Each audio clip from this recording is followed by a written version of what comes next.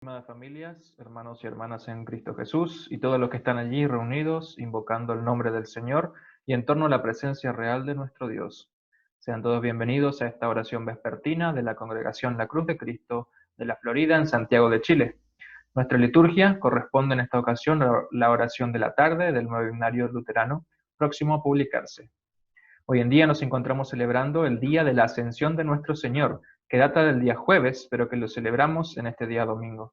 El tema de hoy, entonces, está marcado por la ascensión de Cristo resucitado a los cielos y en su sentarse a la diestra de Dios. Disponemos entonces cuerpo y alma para iniciar con nuestra oración de la tarde y con toda honra y reverencia celebramos el don de la fe que nos une en Cristo Jesús hasta la vida eterna. En breve, comenzamos. En el nombre del Padre, y del Hijo, y del Espíritu Santo. Amén. La luz de Cristo, la luz del Señor. Gracias a Dios, gracias a Dios, gracias a Dios, gracias a Dios, gracias a Dios, gracias a Dios, gracias a Dios, gracias a Dios.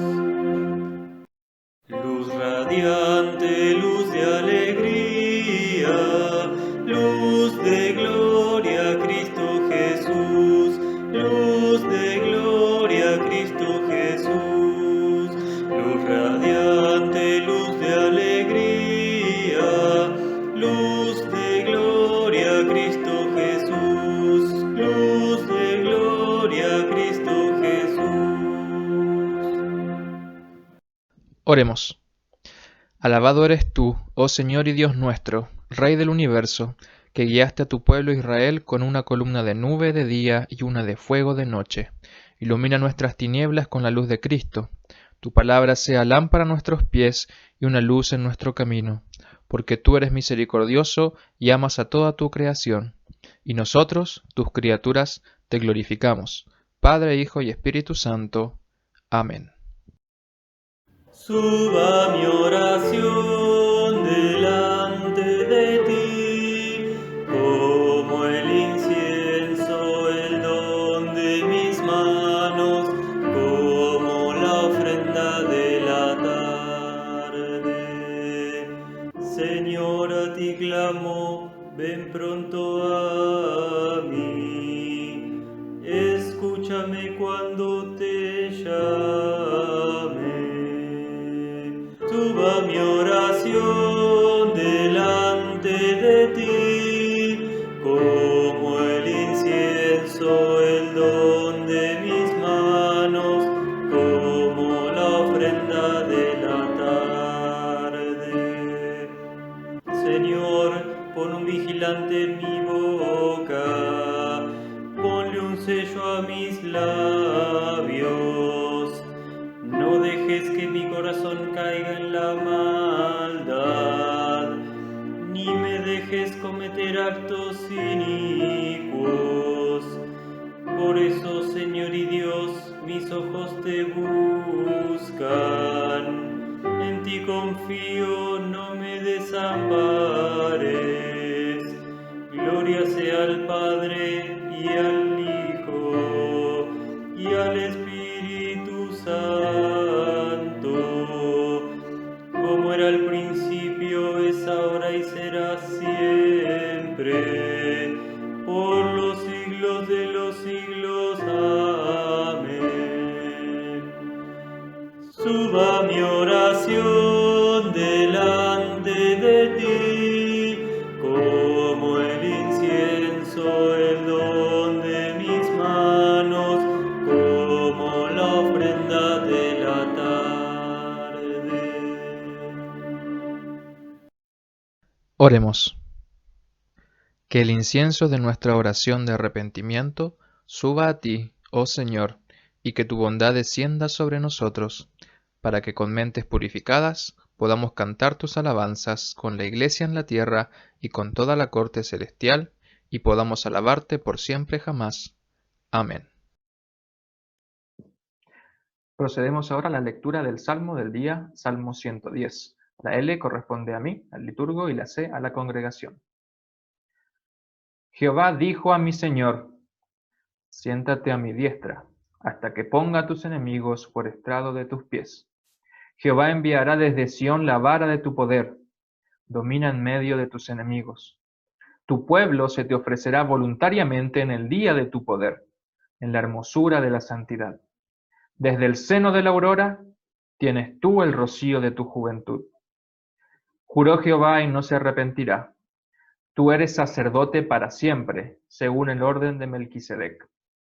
El Señor está a tu diestra, quebrantará a los reyes en el día de su ira. Juzgará entre las naciones, las llenará de cadáveres, quebrantará las cabezas en muchas tierras. Del arroyo beberá en el camino, por lo cual levantará la cabeza. La primera lectura corresponde al libro de los Hechos de los Apóstoles, en el capítulo 1, versículos 1 al 11. Escrito está: Estimado Teófilo, en mi primer tratado hablé acerca de todo lo que Jesús comenzó a hacer y a enseñar hasta el día en que fue recibido en el cielo, después de que por medio del Espíritu Santo les dio mandamientos a los apóstoles que había escogido. Después de su muerte se les presentó vivo, y con muchas pruebas que no admiten duda, se les apareció durante 40 días y les habló acerca del reino de Dios. Mientras estaban juntos, les mandó que no se fueran de Jerusalén, sino que les dijo: esperen la promesa del Padre, la cual ustedes oyeron de mí. Como saben, Juan bautizó con agua, pero dentro de algunos días ustedes serán bautizados con el Espíritu Santo. Entonces los que estaban reunidos con él le preguntaron: Señor, ¿vas a devolverle a Israel el reino en este tiempo? Y él le respondió: no les toca a ustedes saber el tiempo ni el momento, que son del dominio del Padre. Pero cuando venga sobre ustedes el Espíritu Santo, recibirán poder, y serán mis testigos en Jerusalén, en Judea, en Samaria y hasta lo último de la tierra. Después de haber dicho esto, ellos lo vieron elevarse y ser recibido por una nube que lo ocultó de sus ojos. Mientras miraban al cielo y veían cómo él se alejaba, dos varones vestidos de blanco se pusieron junto a ellos y les dijeron: varones Galileos, ¿por qué están mirando al cielo? Este mismo Jesús, que ustedes han visto irse al cielo, vendrá de la misma manera que lo vieron desaparecer. Señor, ten piedad de nosotros. Demos gracias a Dios. La lectura del Nuevo Testamento, de la epístola para esta ocasión, corresponde a la carta del apóstol Pablo a los Efesios, capítulo 1, versículos 15 al 23. Escrito está: por esta causa también yo, desde que supe de la fe de ustedes en el Señor Jesús y del amor que ustedes tienen para con todos los santos, no ceso de dar gracias por ustedes al recordarlos en mis oraciones, para que el Dios de nuestro Señor Jesucristo, el Padre de gloria, les dé espíritu de sabiduría y de revelación en el conocimiento de Él. Pido también que Dios les dé la luz necesaria para que sepan cuál es la esperanza a la cual nos ha llamado, cuáles son las riquezas de la gloria de su herencia en los santos, y cuál la supereminente grandeza de su poder para con nosotros, los que creemos, según la acción de su fuerza poderosa, la cual operó en Cristo, y lo resucitó de entre los muertos, y lo sentó a su derecha en los lugares celestiales. Muy por encima de todo principado, autoridad, poder y señorío, y por encima de todo nombre que se nombra, no solo en este tiempo, sino también en el venidero. Dios sometió todas las cosas bajo sus pies y lo dio a la iglesia como cabeza de todo, pues la iglesia es su cuerpo, la plenitud de aquel que todo lo llena a plenitud. Señor, ten piedad de nosotros. Demos gracias a Dios. Santo Evangelio según San Lucas, capítulo 24, versículos 44 al 53. Escrito está: luego les dijo Jesús a sus discípulos: lo que ha pasado conmigo es lo mismo que les anuncié cuando aún estaba con ustedes, que era necesario que se cumpliera todo lo que está escrito acerca de mí en la ley de Moisés, en los profetas y en los salmos. Entonces les abrió el entendimiento para que pudieran comprender las escrituras y les dijo: así está escrito y así era necesario que el Cristo padeciera y resucitara de los muertos al tercer día, y que en su nombre se predicara el arrepentimiento y el perdón de pecados en todas las naciones, comenzando por Jerusalén. De esto ustedes son testigos. Yo voy a enviar sobre ustedes la promesa de mi Padre, pero ustedes quédense en la ciudad de Jerusalén hasta que desde lo alto sean investidos de poder. Luego los llevó de allí a Betania, y levantando sus manos, los bendijo. Pero sucedió que, mientras los bendecía, se apartó de ellos y fue llevado a las alturas del cielo. Ellos lo adoraron, y después volvieron muy felices a Jerusalén, y siempre estaban en el templo, alabando y bendiciendo a Dios. Amén. Dios, que muchas veces y de distintas maneras habló en otros tiempos a nuestros padres por medio de los profetas, en estos días finales nos ha hablado por medio de su Hijo. Preparándonos para oír el mensaje de la palabra, entonemos el himno del día. Venid nuestras voces, alegres unamos.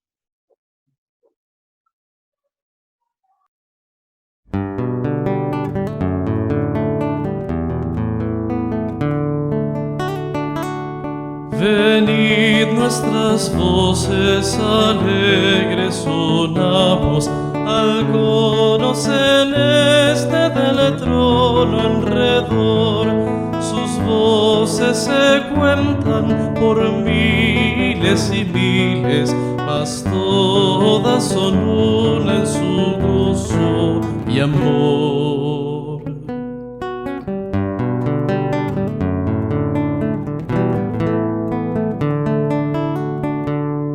Es digno el Cordero que ha muerto, proclaman, de verse exaltado en los cielos así. Es digno el Cordero, decimos nosotros, pues Él por los hombres su vida dio aquí.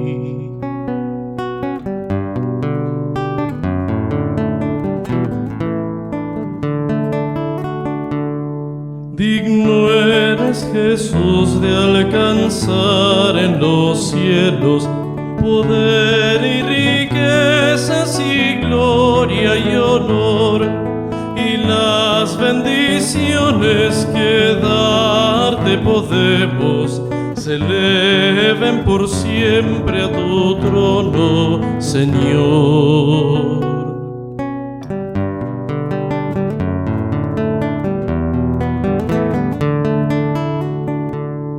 Que todos los seres que hiciera tu mano, que pueblan la tierra y el aire y el mar, unidos proclamen tus glorias eternas y den-te alabanza, Señor, sin cesar.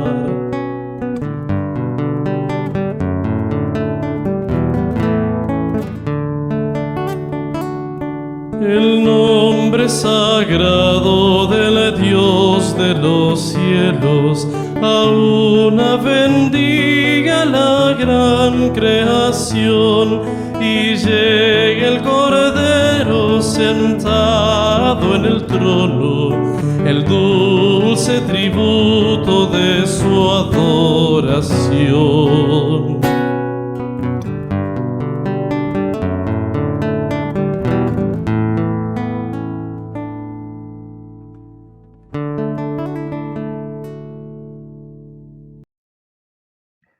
Gracia, misericordia y paz de Dios nuestro Padre Celestial, quien resucitó a su Hijo Jesús de entre los muertos, sea con cada uno de ustedes. Amén. Muy bien, el mensaje para el día de hoy, o el estudio en la palabra de Dios, está relacionado al día de la ascensión de nuestro Señor. Y esta celebración, o este relato bíblico, tiene sus fundamentos, por supuesto, en las Sagradas Escrituras.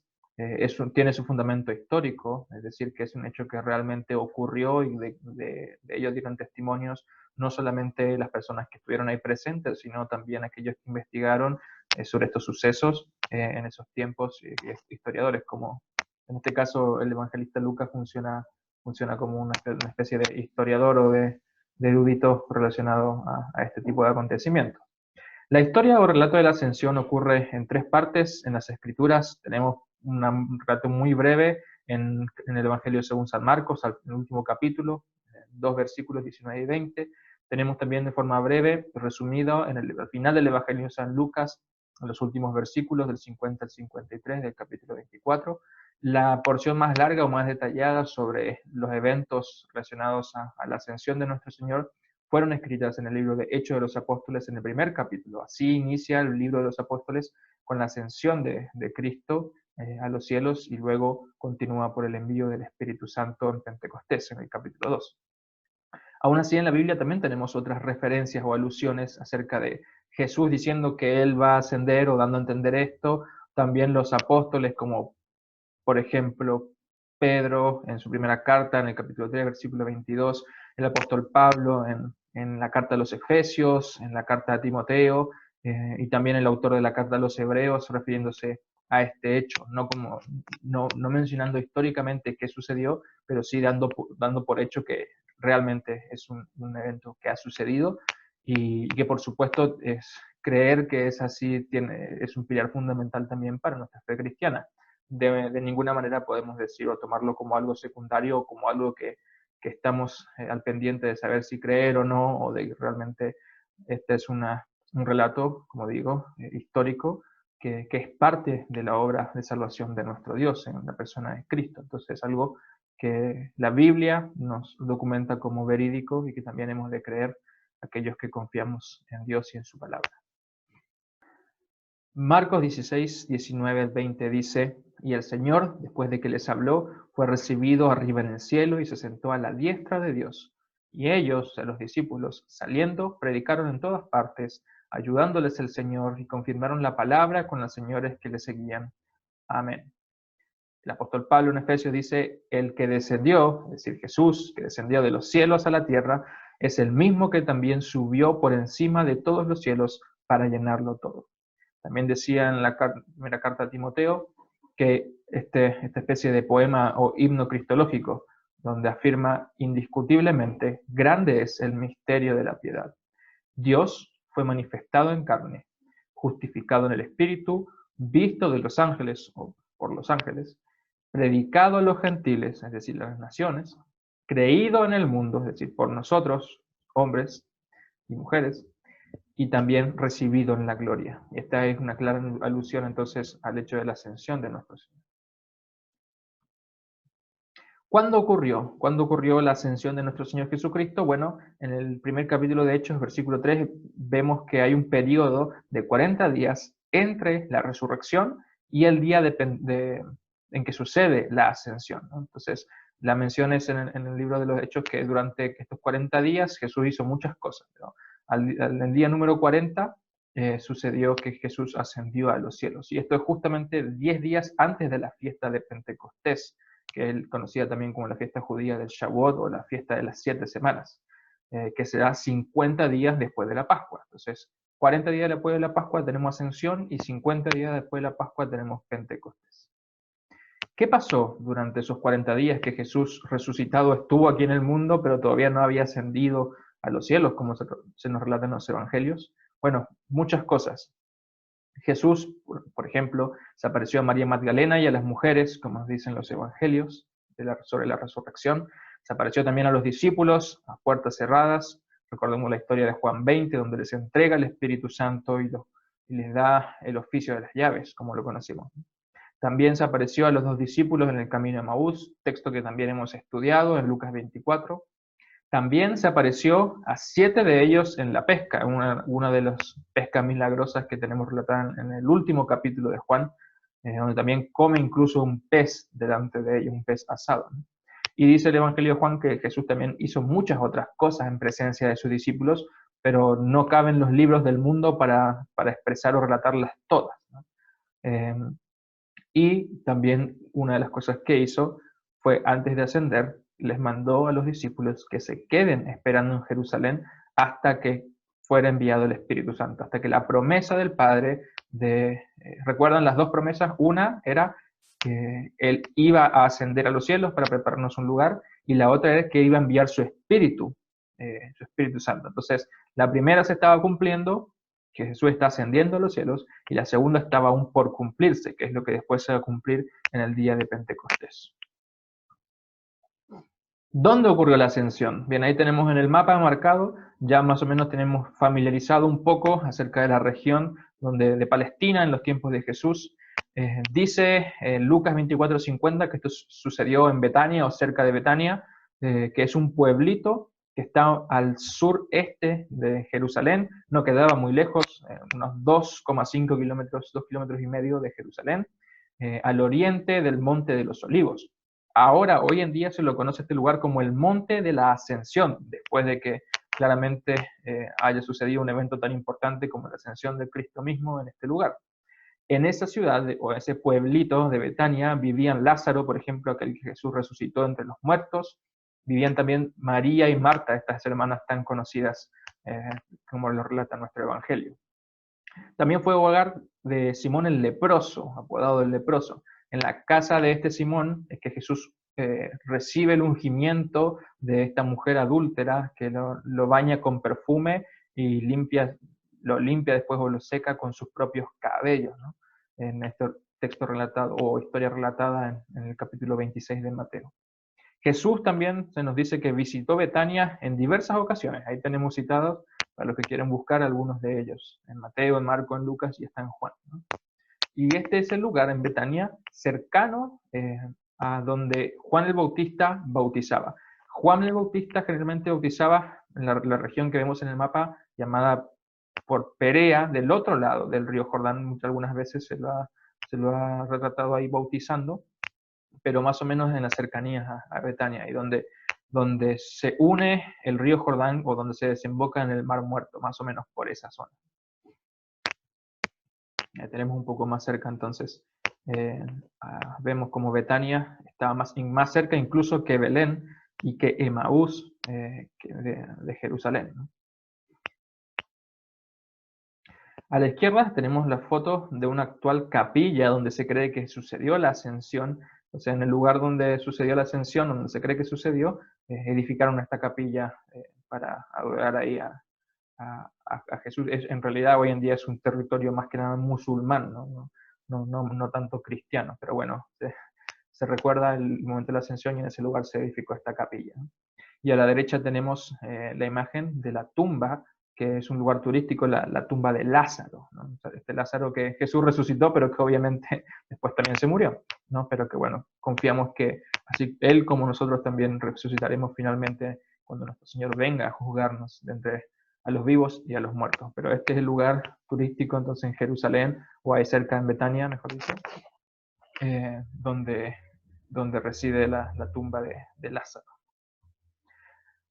La fiesta de la Ascensión está ubicada entre las 5 grandes fiestas que existen en el calendario cristiano. Entre ellas tenemos Navidad, Epifanía, Pascua, que involucra todo el triduo pascual de Jueves Santo, Viernes Santo y Domingo de Resurrección, la fiesta de la Ascensión propiamente dicha y Pentecostés. De entre estas fiestas tenemos Epifanía y Ascensión, que no suceden días domingos tradicionalmente, sino que suceden generalmente entre semana, y en este caso Ascensión sucede el jueves anterior al domingo de Pentecostés, perdón, jueves anterior al séptimo domingo de Pascua, entonces 10 días antes de Pentecostés. El resto de las celebraciones se celebran generalmente el día domingo, ¿no? Bien, esta es una fiesta muy antigua, de los primeros siglos de la Iglesia. San Agustín ya da testimonio de que esta fiesta ya se celebraba y que era considerada incluso de carácter apostólico y universal, ¿no? En el siglo IV, es decir, en el año 300 o entre el 300 y el 399, ¿no? Por ejemplo, Concilio de Nicea fue llevado a cabo en el año 325 y fue uno de los primeros concilios de la Iglesia Universal, la Iglesia Católica. Y ya en ese tiempo entonces existía. Otros personajes importantes en la historia del cristianismo que mencionan esta fiesta fueron Juan Crisóstomo, el mismo Gregorio Nacianceno, Gregorio de Niza. Las constituciones apostólicas del siglo IV también la mencionan. El escrito de la peregrinación de Egeria hace una referencia a que esta fiesta se celebraba y que incluso se hacía una especie de vigilia, ¿no? Pero se cree que ya en los primeros siglos esta era una celebración, una fiesta común entre los cristianos, pero que estaba más ligada o a la fiesta de resurrección o a la fiesta también de Pentecostés, que no se celebraba aparte, sino que se le relacionaba a una de estas dos. Aún así, estamos hablando de que la fiesta de la Ascensión es una fiesta tan antigua o más antigua incluso que la misma Navidad, la cual fue instituida más o menos en el siglo III. La fecha de celebración, como dijimos, es el jueves anterior al último domingo de Pascua, y en este año 2020 fue el jueves 21 de mayo. Vemos algunas imágenes de algunos artistas famosos que retrataron, hay muchísimas en verdad, si después quieren buscar, pueden encontrar en internet.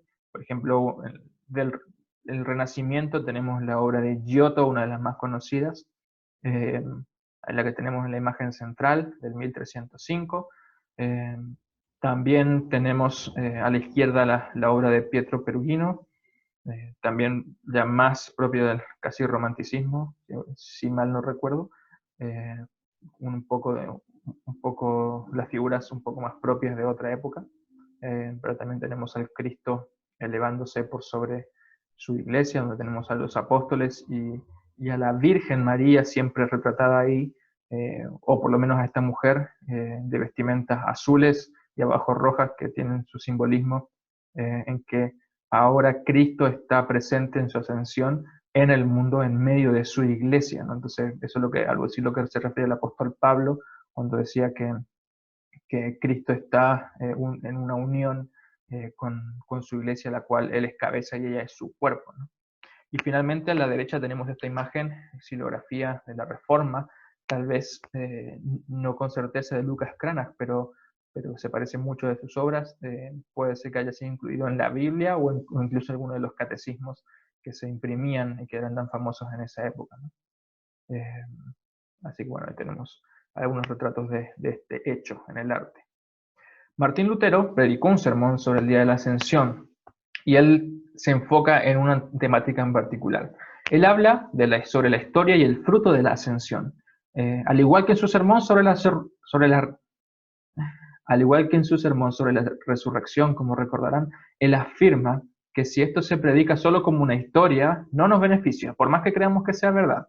Él dice que si la recibimos por la fe, como algo que fue hecho por y para nosotros, entonces ahí sí recibimos sus frutos. Entonces, ¿recuerdan cómo la resurrección no era solamente creer que sucedió, sino creer que sucedió por y para nosotros y que nosotros nos beneficiamos de eso que Jesús hizo por nosotros? Lo mismo sucede con la ascensión. Así Lutero proclama que Cristo ha llevado cautivo al cautiverio, como dice el apóstol Pablo en Efesios 4:8, al citar el Salmo 68, versículo 18. Es decir, que Cristo con su ascensión ha hecho cautivos a todas aquellas cosas que a nosotros nos tienen cautivos aquí en la tierra o que nos mantuvieron cautivos aquí en la tierra. Estos son el pecado, la muerte y el demonio. Ya no nos mantienen cautivos, dice Lutero. Cristo los ha atado en cautiverio en lo alto. Como Cristo ha capturado a nuestros captores, ahora estamos libres de las cosas que nos mantendrían cautivos ante Dios: el pecado, la muerte, el infierno y el diablo. Para Lutero, un fruto clave de esto para nosotros es que estamos libres del pecado. Él dice que ahora podemos burlarnos del pecado. Si el pecado amenaza con aterrorizarnos o con perseguir nuestra conciencia, podemos decirle al pecado: tú eres mi servidor y yo soy tu Señor. ¿No has escuchado este cántico? ¿Ha ascendido a los cielos? Refiriéndose a Efesios 4:8. Este es un componente de estar libre del pecado, la libertad del temor ante Dios, el no estar espantado más delante de Dios, que nuestro pecado no nos avergüence delante de Dios, porque Jesús mismo lo ha borrado, lo ha tomado cautivo por nosotros. Como si fuera el pecado alguien que nos hace bullying, pero que Jesús mismo lo agarró de la oreja, lo encerró en un lugar donde ya no puede molestar a nadie y ahí lo mantendrá encerrado por la eternidad y no podrá hacer nada al respecto. Eso es lo que está diciendo Lutero que hizo Cristo con la ascensión. Entonces dice, si crees en Cristo, entonces el texto dice que crees que Él está sentado arriba y que ha tomado cautivo a tu cautiverio, es decir, a tu pecado. ¿En qué manera? Ya no debería aterrorizarme ante Dios. Creo en aquel que está arriba, que ha capturado el pecado. Por lo tanto, puedes decir, no conozco otro pecado que el pecado que ahora está cautivo, que ahora está condenado ante Dios y al final será ejecutado. Usted, pecado, o usted, señor pecado, desea llevarme a la desesperación y a la tristeza, a la presunción y a la idolatría, pero ya no tienes poder. Has sido tomado cautivo por Cristo. Tu tiranía y dominio han terminado. Por eso yo puedo combatir las cosas malas, ahora el ser orgulloso, el ser odioso o celoso, y puedo dominar estos pecados y ser paciente, perdonador, humilde, etc. Entonces, dice Lutero que ahora, estando libres en Cristo, podemos burlarnos del pecado y enfrentarnos a sus tentaciones, porque Cristo ha elevado al pecado al cautiverio por causa de su ascensión. Hay otros temas que no lo vamos a profundizar, pero solamente vamos a mencionar brevemente. ¿Realmente esta es una fiesta o es un texto o una enseñanza sobre la ascensión de Cristo que trae una enseñanza tremenda, muy grande y muy vasta, que es imposible, necesitamos muchísimo tiempo para culminarla toda? Por ejemplo, uno de estos temas es sobre el juicio final. Cristo, al ascender, ahora se establece como el juez de vivos y muertos. Y para tener este lugar de juez, no puede ser de cualquiera. Entonces, esto nos habla también de la dignidad de aquel que sube. El derecho de Jesucristo de apropiarse de estos títulos divinos. Solo le corresponde juzgar a Dios, dice la palabra de Dios. Y Jesús mismo ahora es el que está juzgando, es decir, que Él es digno de juzgar. Él es Dios mismo. Y al mismo tiempo, así como está ahí para juzgar, Él al mismo tiempo funciona como nuestro abogado intercesor. Él es nuestro sumo sacerdote delante de Dios. Él está ahí mediando entre los creyentes y el Padre. Él está diciendo al Padre, tienes razón, ellos son pecadores, pero yo estoy aquí en el puesto de autoridad y yo decido perdonarlos. Entonces, a todos los que creen pueden entrar y no caen, pueden entrar en los cielos y no caen en juicio porque yo los defiendo, porque yo tengo la última palabra. Eso es lo que está diciendo Jesús. Además, esta exaltación y entronación de Jesús es señal divina, señal de que Jesús es verdadero Dios, señal de que Él es el Mesías prometido, pero no un simple hombre o un simple profeta más, sino Dios mismo entre nosotros y ahora ascendiendo a los cielos. También nos enseña acerca de la entrada de la iglesia a los cielos como cuerpo de Cristo, del cual es cabeza, ¿no? Entonces, así como Lutero decía, por ejemplo, conforme al pecado, que el pecado es como una serpiente, que así como entra la cabeza de la serpiente, entra todo el cuerpo cuando caemos en un pecado, y esto es que cuando nos dejamos llevar por un pecado siempre nos hace más y más y más daño. Así también sucede con Cristo, siendo cabeza de la iglesia, entrando a los cielos y insertándonos en los cielos junto con Él a nosotros, ¿no? Entonces, la ascensión de Cristo también es inauguración para la vida sacramental de la iglesia. De eso vamos a hablar más adelante. Su presencia real, verdadera y concreta y sustancial están en la palabra y los sacramentos. La ascensión de Jesús para llenarlo todo no implica que Él se quedó ahí encerrado y confinado en un solo lugar, sino que ahora Él está presente, puede estar presente en todo el mundo y en todo lugar que Él quiera, y donde, como Él prometió, donde se invoque su nombre, o donde dos o tres estén reunidos en medio de Él, ¿no? En nombre de Él. La ascensión también es una señal del Pentecostés, no único, sino recurrente. La ascensión nos muestra que Pentecostés es algo que va a venir, la entrega del Espíritu Santo, pero no es algo que se va a llevar solamente una vez en la vida de la iglesia, sino que, como lo vamos a notar en los últimos versículos, los discípulos constantemente adoraban a Dios e iban al templo y se reunían y compartían lo que tenían. Esto era una acción constante y es la vida de la iglesia establecida por la ascensión de Cristo mismo, que se va a dar repetidas veces como un círculo hasta el día final en que Jesús finalmente venga para juzgar a los vivos y a los muertos. También la ascensión es una señal del fin de los padecimientos para el creyente. Entonces el creyente dice, bueno, ¿cómo esto tiene que ver con lo que decía Lutero? ¿Cómo es que la ascensión me sirve a mí para mi vida? Bueno, esto es una señal de que después, así como Jesús sufrió realmente, padeció realmente y murió realmente, también resucitó y también ascendió a los cielos. Y en los cielos no hay posibilidad para el mal de obrar. Entonces, así como estaremos donde Él está, nosotros también estaremos. Entonces, en un lugar donde no hay mal, ahí estaremos nosotros, y eso implica el fin de los padecimientos para nosotros. También la ascensión es una señal de una nueva creación más allá de lo conocido. Jesús nos está llevando a un lugar, a un reino que no es de este mundo. Entonces, ¿recuerdan la pregunta de los discípulos en la lectura de Hechos que dice, Señor, ¿va a restablecer el reino? Bueno, los discípulos otra vez no entienden nada. No, el reino de Cristo es algo diferente a lo que conocemos, diferente a lo que fue ya creado y hasta creación caída en pecado. Es algo totalmente que está más allá de lo que conocemos, una creación regida por la santidad, la pureza, la justicia y la bienaventuranza que solo tenemos en Cristo, donde Él será este gobernador máximo que reine por sobre todos nosotros. Bien, tenemos trivia de ascensión. La primera dice, ¿qué deberían hacer los discípulos mientras esperaban el envío del Espíritu Santo? A, salir a predicar a las naciones. B, esperar hasta que se cumpla la promesa del Padre de enviar al Espíritu Santo. C, esperar que sientan que estaban listos para salir a predicar. D, tomarse vacaciones, quien pudiera. E, luchar contra los judíos y los romanos. ¿Qué piensas?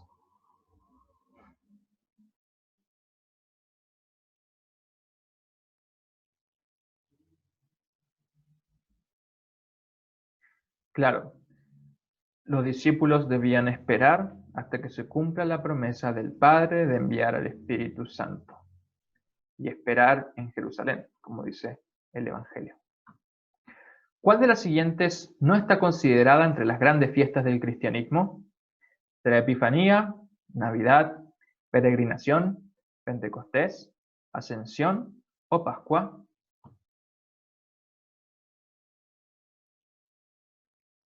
A ver, los niños en casa. Por supuesto, las grandes fiestas son conocidas como fiestas todas de peregrinación, donde el pueblo judío caminaba o viajaba hacia Jerusalén, pero no, ninguna fiesta se llama así hoy en día, sino que las Epifanía, Navidad, Pentecostés, Ascensión y Pascua son nuestras fiestas cristianas hoy en día.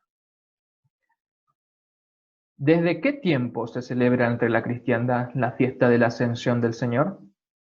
A, siglo I con certeza, es decir, entre el año 1 y el 99. B, siglo IV con certeza, año 300 y 399. C, a partir de la Edad Media, es decir, entre años 500 más o menos y 1500.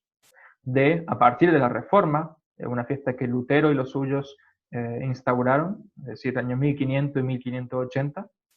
E, es una fiesta moderna, es decir, del año 1600 en adelante. O F, es imposible asegurarlo con certeza.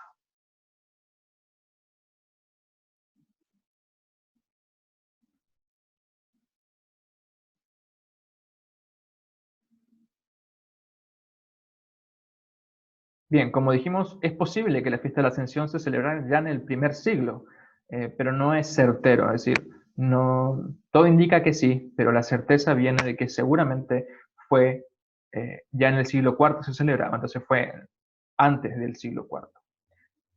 Pero bueno, la evidencia es la evidencia. ¿Qué enseñanza consoladora nos dejó Lutero en su sermón de 1534 sobre la ascensión? A, que Jesús demostró con su ascensión que cualquier hombre es capaz de derrotar al pecado y subir al cielo si se lo propone. B, que Jesús se apartó de nosotros hacia su trono celestial para que ahora probemos ser dignos hijos de Dios siguiendo su ejemplo.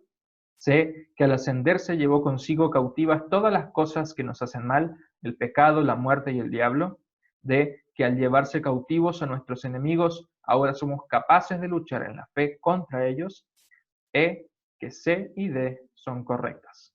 ¿Qué piensan?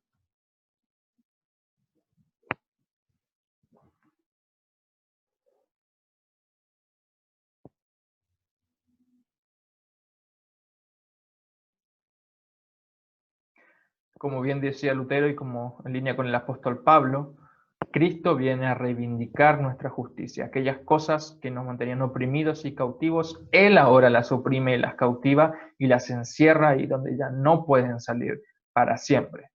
De manera que ahora podemos vencer a nuestras tentaciones y a las cosas del pecado, de la muerte que nos hace mal, confiando y con la fe puesta en Cristo Jesús, quien murió, resucitó y ascendió por nosotros.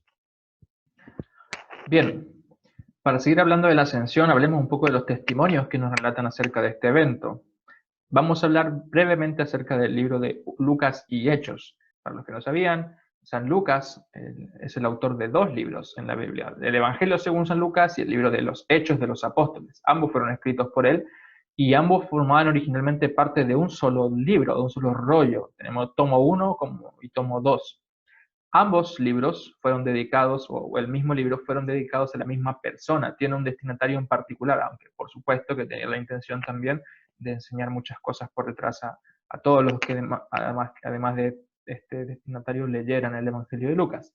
Este hombre se llamó Teófilo y se cree que fue una autoridad romana. Y Teófilo significa el que ama a Dios.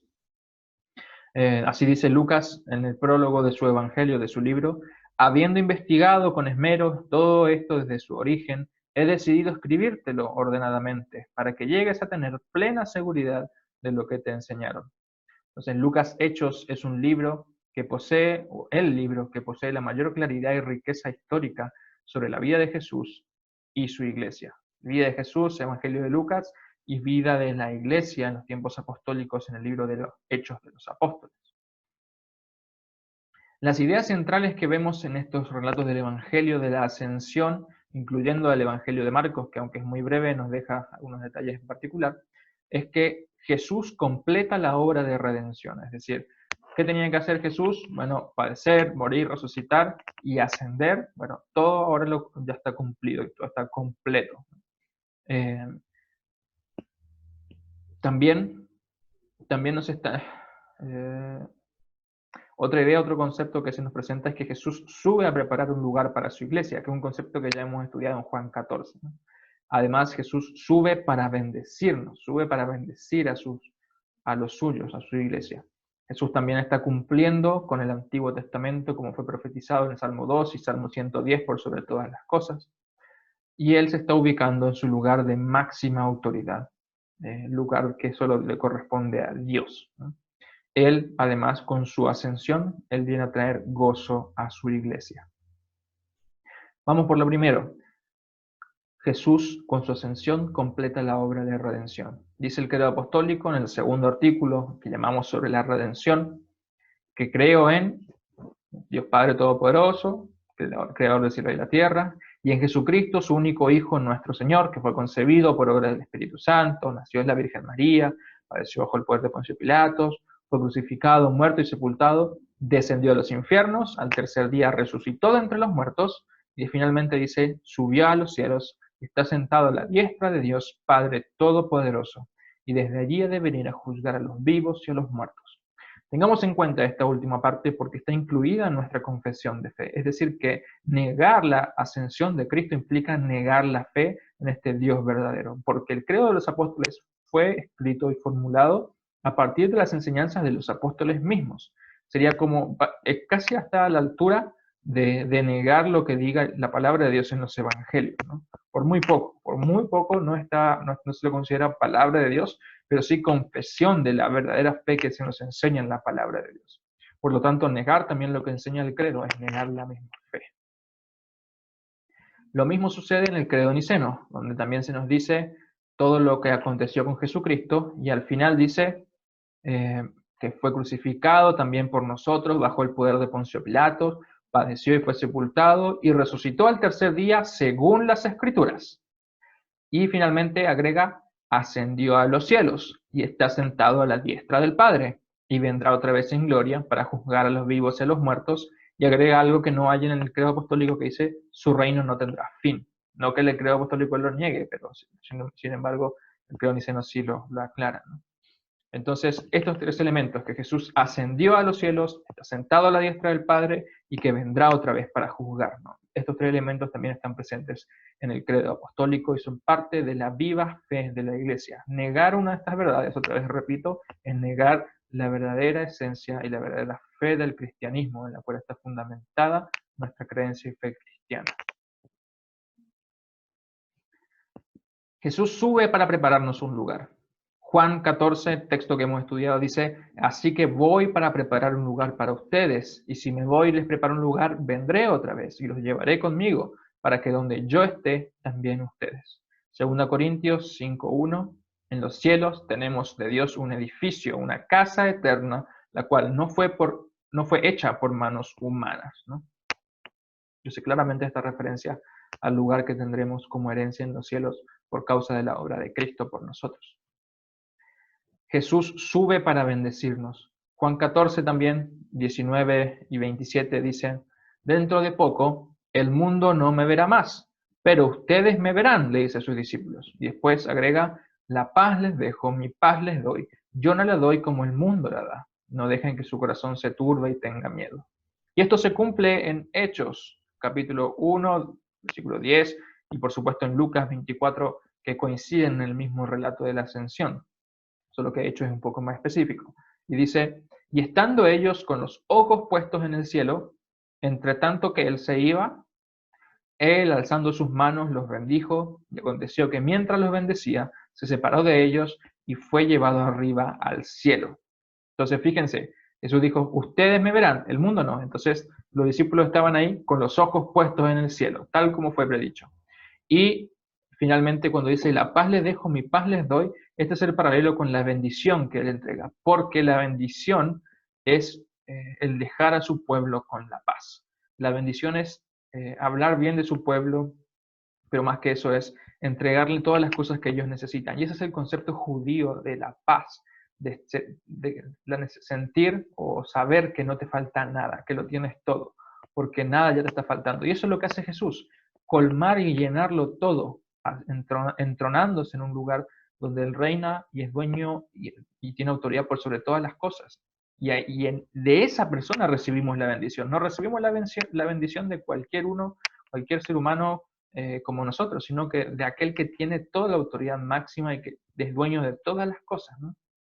Entonces, por eso dice la bendición arónica al final de los servicios divinos, el Señor te bendiga y te guarde, haga el Señor resplandecer su rostro sobre ti, tenga de ti misericordia, vuelva el Señor su rostro hacia ti y te conceda la paz.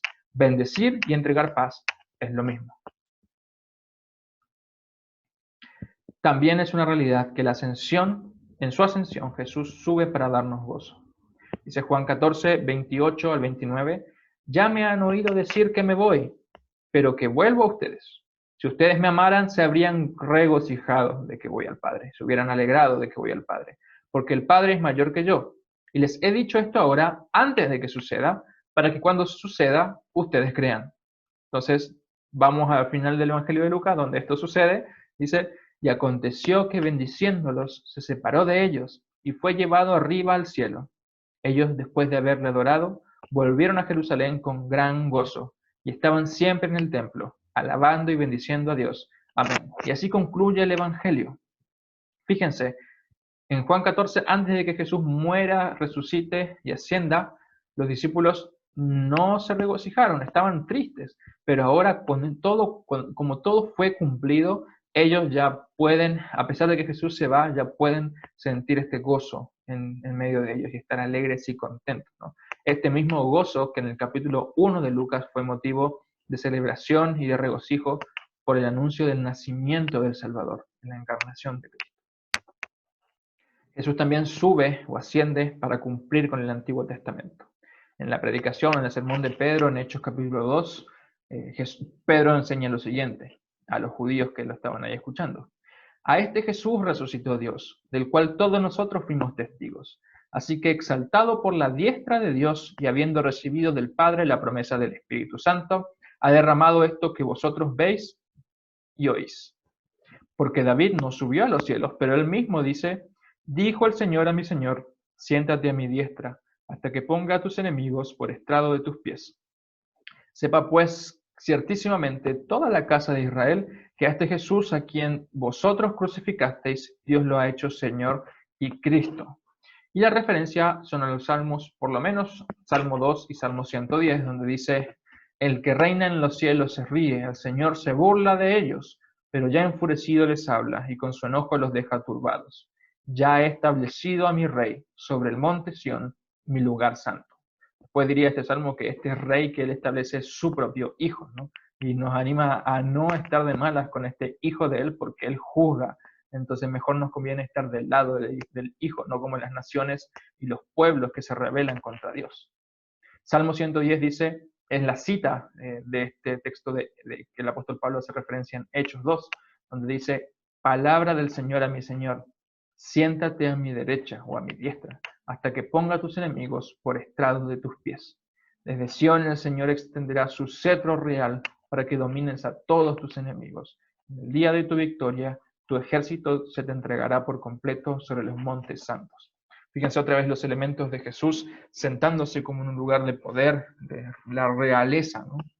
De un rey que tiene poder para gobernar, tiene un cetro real, ¿no? Y por medio de este cetro, él domina a los enemigos, como decía Lutero, toma cautivo a la muerte, al diablo y a nuestro pecado, ¿no? Y celebra la victoria por sobre ellos al estar entronizado en ese lugar santo, ¿no? Y así Jesús cumple esta profecía de ser finalmente este hijo o este Señor, del cual Dios mismo habla en el Antiguo Testamento y que fue anunciado ya 1000 años antes por el profeta, por el rey David. Espérenme un segundito, creo que otra vez tengo una llamada. ¿Quién será esta vez? ¿Será Vladimir otra vez? ¿Aló? ¿Sí? ¿Samuel? ¿Samuel Calero? No me digas. Qué bueno, qué alegría escucharte, hermano. ¿Que tienes una pregunta para la congregación? ¿Tú también? Bueno, qué bueno.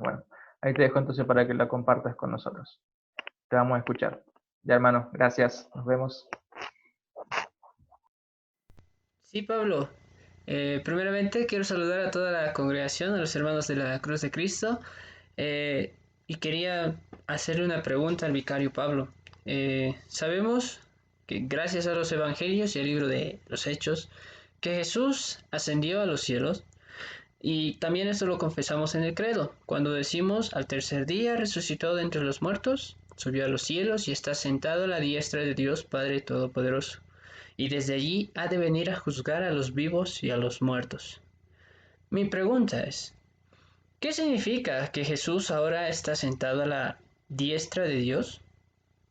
¿Es este un lugar especial en los cielos o tiene un significado más profundo? ¿Qué dice la Biblia al respecto y cómo los luteranos interpretamos esta enseñanza? Gracias. Bien, hermano. Realmente el tema de la diestra de Dios es un tema bastante discutido, especialmente entre los círculos protestantes. Es una doctrina que termina en la mayoría de los casos dividiendo y trazando una línea entre el luteranismo y las otras iglesias que son consideradas protestantes, ellas a sí mismas. Pero es una doctrina que realmente muestra o saca a relucir cómo entendemos las escrituras los luteranos y cómo lo entienden otras iglesias, ¿no? Entonces, ¿qué significa esto de que Jesús está sentado a la diestra de Dios? Billy Graham fue un predicador evangélico y un ministro bautista, considerados de los más influyentes del siglo XX y de entre los más notables de la historia. Él dijo que cuando Cristo ascendió, Él atravesó los límites del universo y se sentó allí, ¿no? Como que hay un lugarcito ahí, después de nuestro sistema solar y de todos los sistemas solares y de todas las galaxias, hay un lugar ahí en el límite del universo y ahí está sentado Jesús, un lugar físico, ¿no? Y el doctor, reverendo David Scaer, profesor de doctrina sistemática del Seminario Luterano de Fort Wayne, en el Sínodo de Missouri, él dice que esta enseñanza es procedente de la teología reformada, particularmente de Juan Calvino, quien afirmó que este Jesús está sentado en un lugar particular, o físico, concreto, en un lugar determinado, ¿no? Y esta doctrina, dice Scaer también, que ya en los tiempos de la Reforma dio evidencia de cuán distanciados estaban los reformados, es decir, Calvino y Zwinglio de los luteranos. Y ahora vamos a ver por qué. Dice el reverendo Rodolfo Blanc en su comentario de los Salmos, especialmente el Salmo 2 y Salmo 110, que en la mayoría de las culturas, tanto antiguas como modernas, la mano derecha o la diestra simboliza un lugar de honor, el puesto del huésped privilegiado, la posición de poder. La mano izquierda, en cambio, representa la mala suerte, el reino de la oscuridad y del demonio. En la parábola, por ejemplo, de Mateo 25, que habla del juicio de las naciones, las ovejas se ubican a la derecha de Dios y las cabras se ubican a su izquierda. Así la derecha, además de autoridad y honor, también representa el lugar de la salvación, de la victoria y del poder de Dios. En resumen, la diestra de Dios representa a su actuar salvífico, su actuar con poder de liberar y de salvar a su pueblo. Entonces, por ejemplo, es muy común en los salmos ver cómo los judíos o el pueblo de Dios canta que ellos fueron liberados de Egipto y salvados de Egipto por el actuar poderoso de la mano derecha de Dios. Y no es que Dios literalmente envió una mano, su mano derecha, y que con ella hizo todas las cosas y así los salvó y los tomó en su mano como si fuera un puñado de pasto y los arrojó hacia otro lugar, sino que es una representación simbólica del actuar de Dios con poder, ¿no?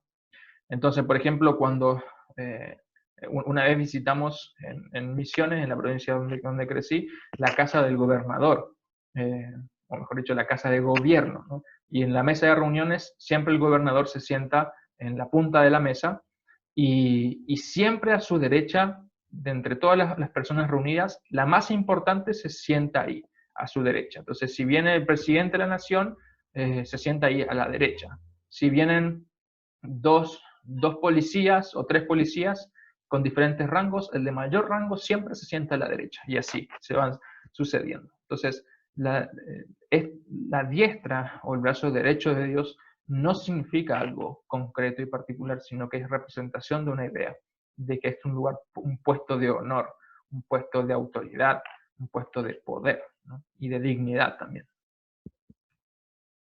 Así vemos, por ejemplo, en esta imagen acerca del juicio final, donde Jesús ascendido está ahí a la diestra de Dios o en su lugar de poder, y vemos como a su derecha están abajo aquellos que fueron salvados, su pueblo, sus escogidos, los santos, y a la izquierda, hacia abajo por supuesto, están aquellos que son condenados, ¿no? Y aquellos que están, ahí ven ese como río de lava, parece, pero es como simbolizando el fuego del infierno, y abajo el dragón o la bestia que se los está tragando, ¿no? Entonces, otra vez a la derecha están los que son salvados, los que son el pueblo de Dios escogido, y a su izquierda están aquellos que son condenados, ¿no? Y no es posible pasar de un lado a otro, sino que el mismo decreto de Jesús es el que los está poniendo a uno, o que los está juzgando a uno, aquellos que creyeron para ser salvos, y aquellos que rechazaron el creer en el Mesías, los está condenando al castigo eterno, ¿no?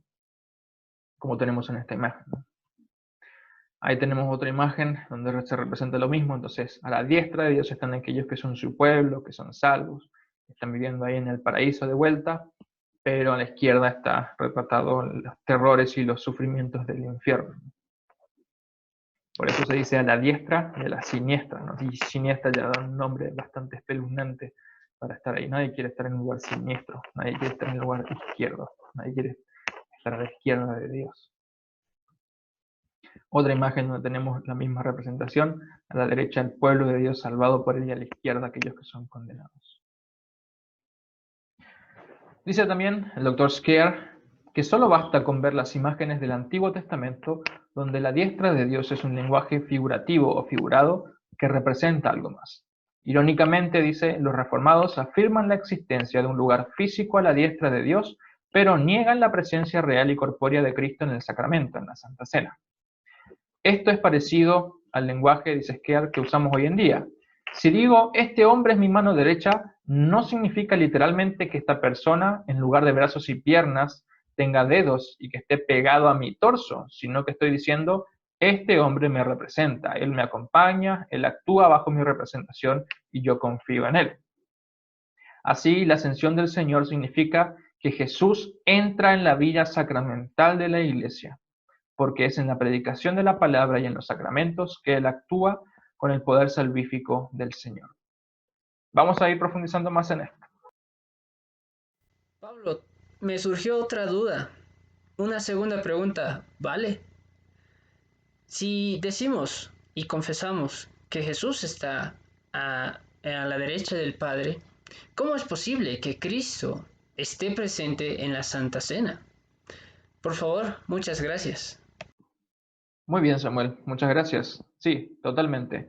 La doctrina de la ascensión o un correcto entendimiento de la ascensión también necesariamente nos va a llevar a un correcto entendimiento de la Santa Cena, y esto va a influir en cómo entendemos o qué entendemos que sucede en la Santa Cena, y esto claramente marca una línea muy grande, imposible de resolver entre el luteranismo y el calvinismo, por ejemplo. Entonces hablemos ahora un poco de Juan Calvino. Uno de los teólogos que más influyó a muchas de las iglesias posteriores a la Reforma fue Juan Calvino, ¿no? Y él fue un teólogo considerado hoy en día por nosotros reformado y contemporáneo a Lutero, más joven que Lutero, pero contemporáneo a él, en fin, que es disidente en su teología y en su doctrina tanto del catolicismo romano como lo es del luteranismo confesional. Es decir, Calvino no era ni católico ni luterano. Entonces, él, bajo su enseñanza, crecieron y se formaron las iglesias presbiterianas, las bautistas reformadas, las congregacionales reformadas, algunos de los hugonotes y en parte, alguna, o más que nada en sus orígenes, hoy aparentemente no tanto, las iglesias valdenses. Calvino sostenía que la ascensión de Jesús marcó la verdadera inauguración del reino, posibilitando su presencia de manera más útil entre los creyentes. Le permitió a él gobernar sobre los cielos, sobre el cielo y la tierra con un poder más inmediato. Y le habilitó para hacer su obra de intercesión. Dice Calvino, que Jesús está sentado a la diestra de Dios significa presidir sobre la posición celestial del juicio. Calvino también se refería a la diestra de Dios como un lugar físico y particular. Vamos a ver esto, aunque suena bastante bien y bastante convincente, en realidad tiene por detrás un terrible problema. El primer opositor de Lutero contra su enseñanza de la presencia real de Cristo en la Santa Cena, basándose justamente en su concepto acerca de la diestra de Dios, fue Ulrico Zwinglio. Por su parte, Calvino creó un punto medio entre Lutero y Zwinglio en cuanto a la Santa Cena. Así, mientras que Calvino decía respetar la enseñanza de Lutero sobre la presencia real, también incorporó algunos de los argumentos de Zwinglio, por ejemplo, de que el cuerpo de Cristo resucitado está en el cielo y por lo tanto no puede estar presente en cuerpo en el sacramento. Calvino estableció que la naturaleza humana de Cristo está a la diestra de Dios y entonces no puede estar en el sacramento. Él argumentaba, sin embargo, que la naturaleza espiritual de Cristo era capaz de estar presente en ambos, en el cielo y en el sacramento al mismo tiempo. Así, Cristo estaba presente en el sacramento solo espiritualmente, pero no corporalmente. Los luteranos, por supuesto, no pudieron aceptar la enseñanza de Calvino acerca del sacramento de ninguna manera, y su doctrina terminó siendo rechazada y condenada como herejía en la Fórmula de Concordia del año 1577 y publicada en el Libro de Concordia como Confesión de la Iglesia Luterana en el año 1580. La doctrina reformada. Luego de que los luteranos protestaron en la Reforma contra Roma, habían otras facciones que aprovecharon esta oportunidad para enseñar sus propias ideas y fundar sus propias iglesias. Estos no eran ni católicos ni luteranos. Y desde el luteranismo se considera doctrina reformada a todos los seguidores de estas ideas de Zwinglio, de Calvino y posteriormente de Arminio, porque todos ellos finalmente terminan negando la presencia real y corpórea de la naturaleza humana de Cristo en el sacramento, lo cual convierte al sacramento en algo simbólico, contrario a la institución de Cristo que dijo: esto es mi cuerpo, esta es mi sangre. Otras de las doctrinas reformadas, en este caso calvinistas, son, por ejemplo, la doble predestinación, que Dios escogió a quién salvar y a quién condenar. Es decir, desde la eternidad Dios ya salvó a los electos y condenó a los que no se van a salvar, cosa que no compartimos los luteranos. Tampoco compartimos la gracia limitada, de que Jesús no murió por todos, sino solo por los electos. Nosotros decimos que Jesús murió por todos. Tampoco compartimos la forma en que Calvino veía, o el calvinismo ve la forma de gobierno en este mundo.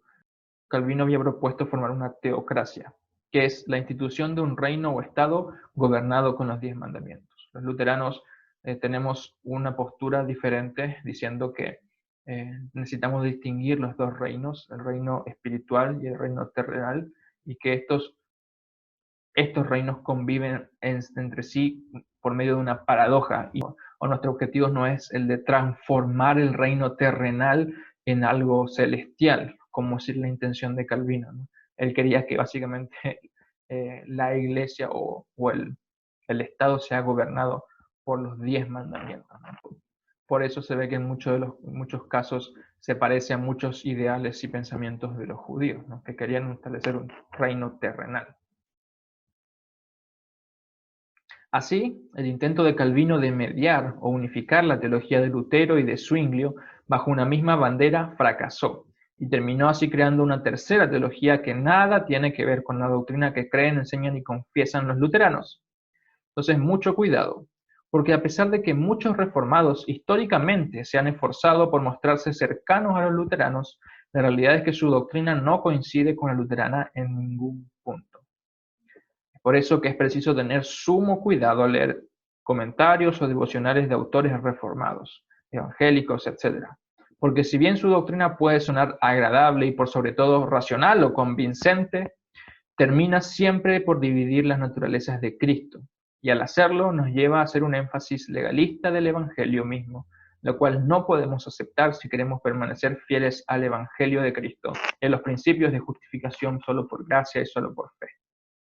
Entre algunos autores que podemos mencionar, de los cuales, como digo, mejor abstenerse de leer, y son, por ejemplo, Billy Graham, que ya lo hemos mencionado, Max Lucado, Rick Warren, entre tantos otros que son famosos, que abundan en las librerías evangélicas, pero que en realidad tienen serios problemas en su doctrina de fondo, ¿no? Y que finalmente terminan desviándonos de la sana enseñanza de la palabra de Dios.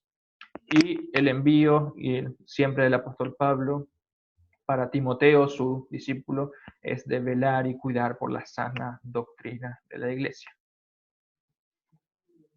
Ahora, ¿por qué es tan difícil encontrar el error en la doctrina calvinista? ¿O cómo podemos darnos cuenta? Realmente no es una tarea sencilla.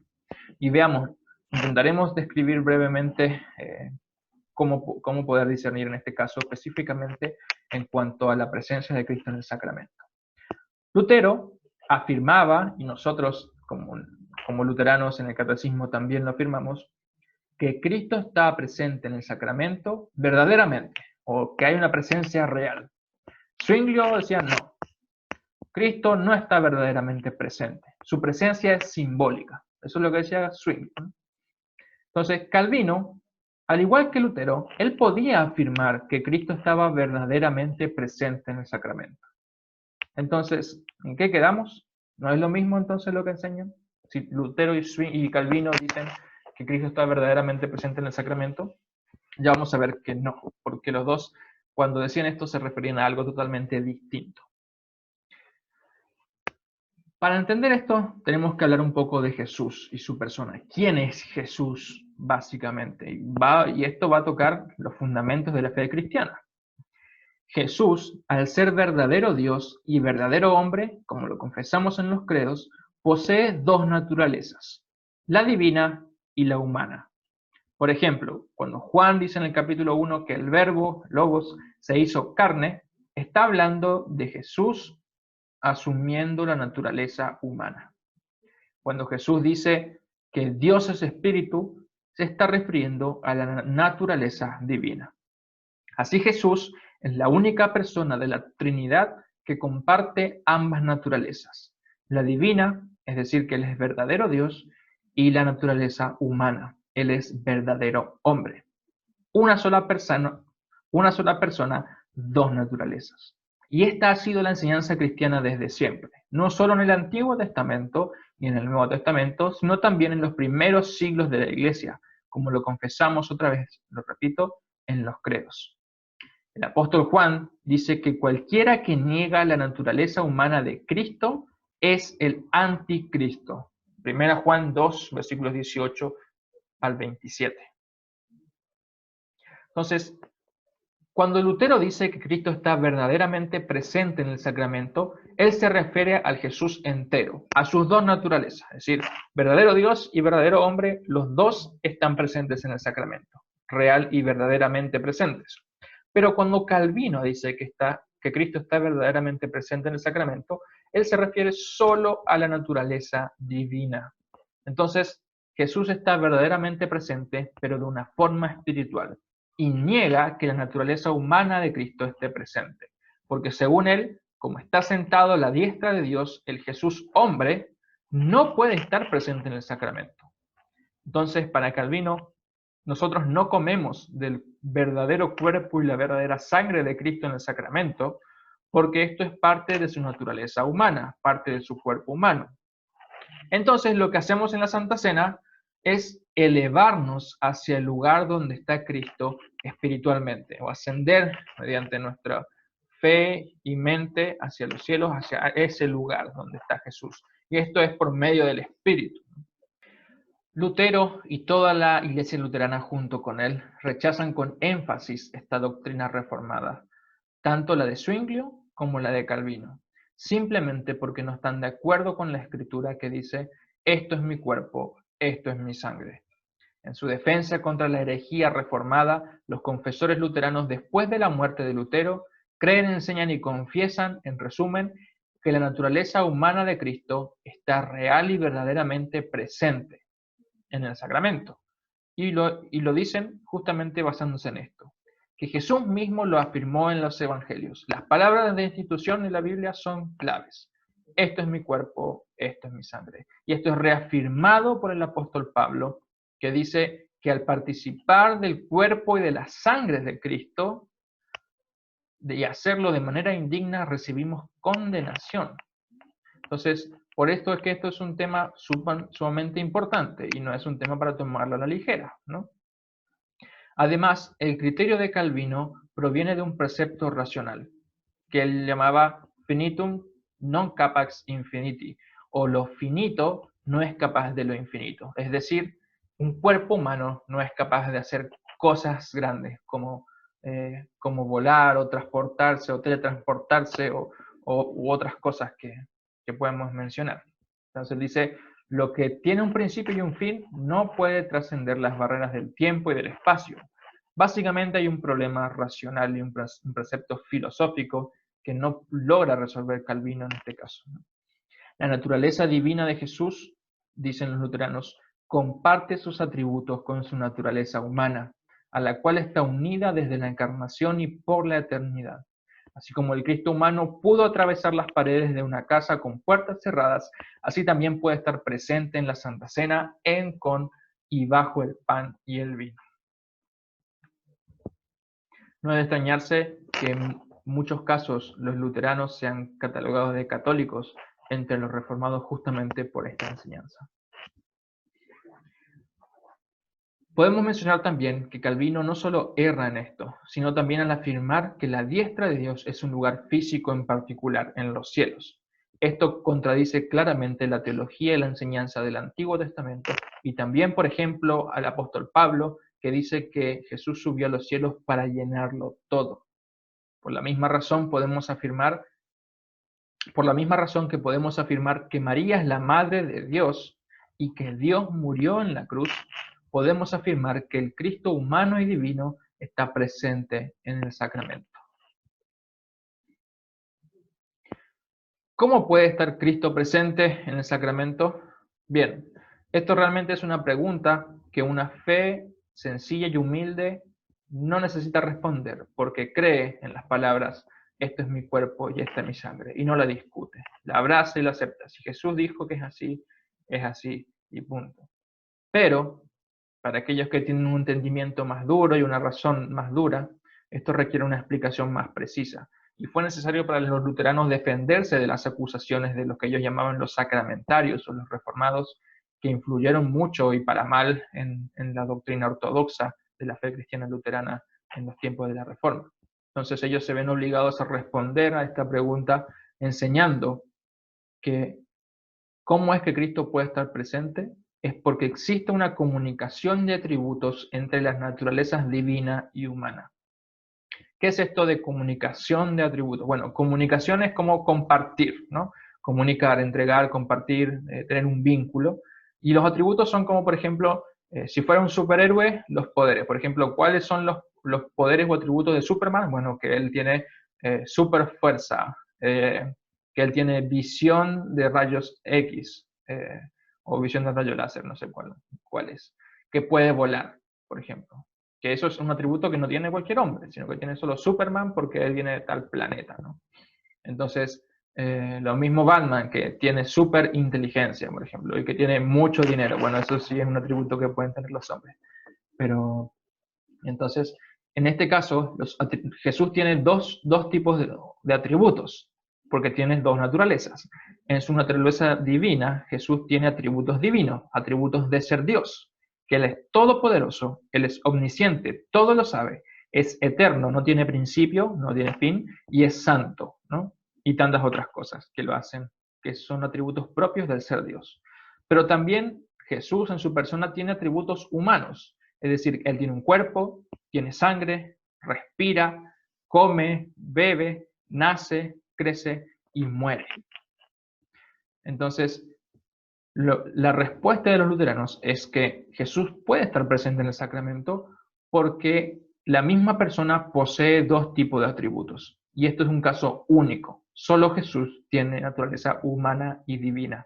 No la tiene el Padre, no la tiene el Espíritu Santo y no la tenemos nosotros los hombres, ¿no? Entonces, ¿cómo puede estar Cristo presente? La naturaleza divina comparte sus atributos con la naturaleza humana. Por eso, el Cristo divino, Dios, puede hacer cosas que son propias de los hombres. Por eso Dios puede nacer, por eso Dios puede morir, por eso Dios puede llorar, por eso Dios puede sufrir, etc. Y por eso también el Cristo humano, el verdadero hombre, puede hacer cosas que ningún otro hombre puede. Caminar sobre las aguas, un hombre puede ascender a los cielos, o sea, puede volar, ¿no? Puede entrar en lugares cerrados, estar de cuerpo presente, estar en cuerpo y sangre presentes en, con y bajo el pan y el vino. Entonces, esta es la razón por la cual ante la doctrina reformada, el luteranismo responde explicando cómo es que puede estar Cristo presente.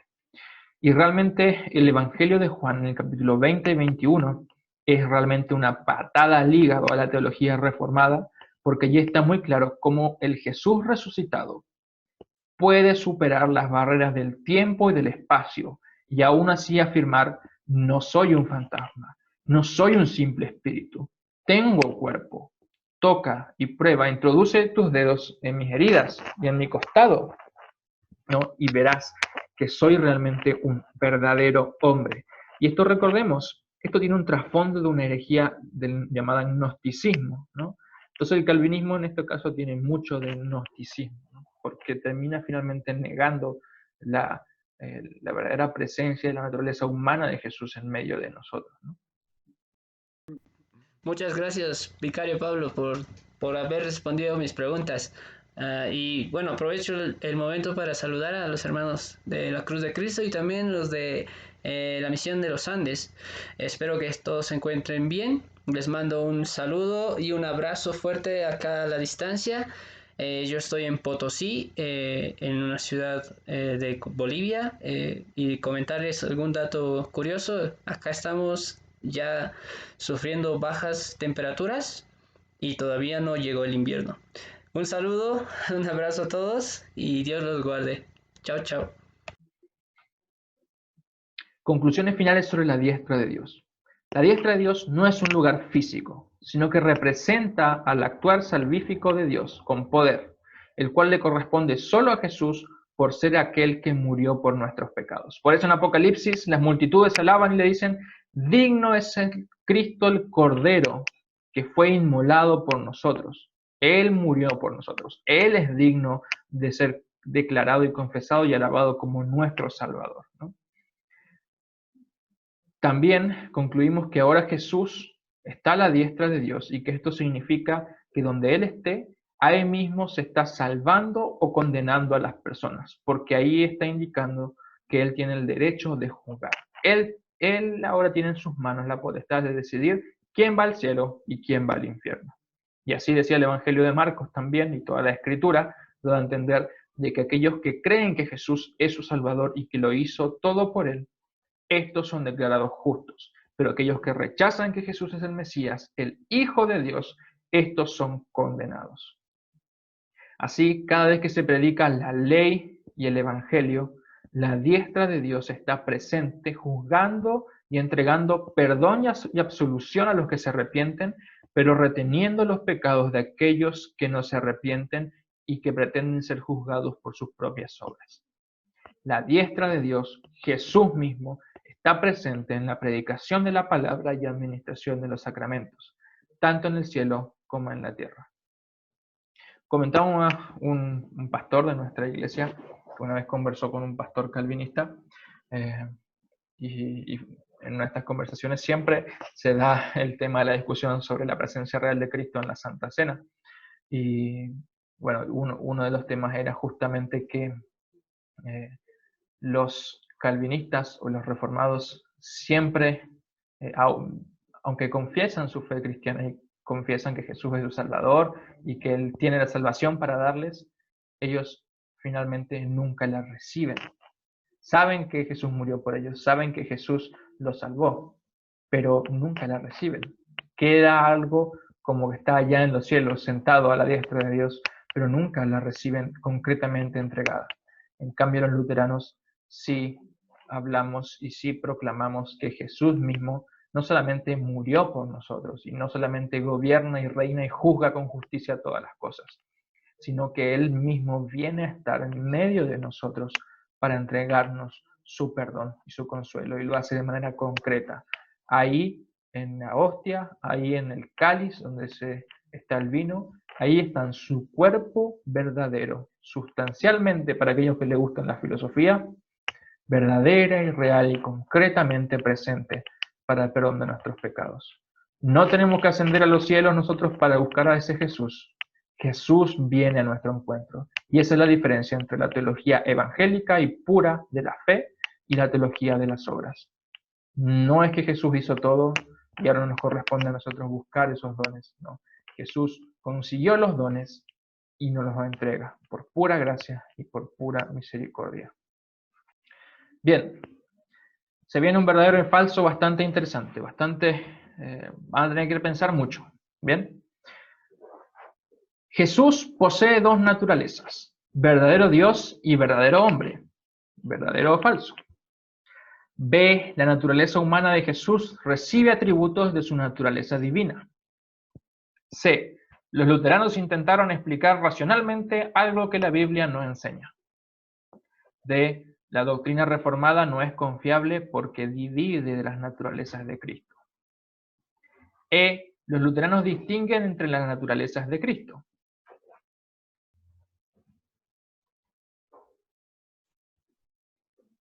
Tomamos unos minutos para pensar.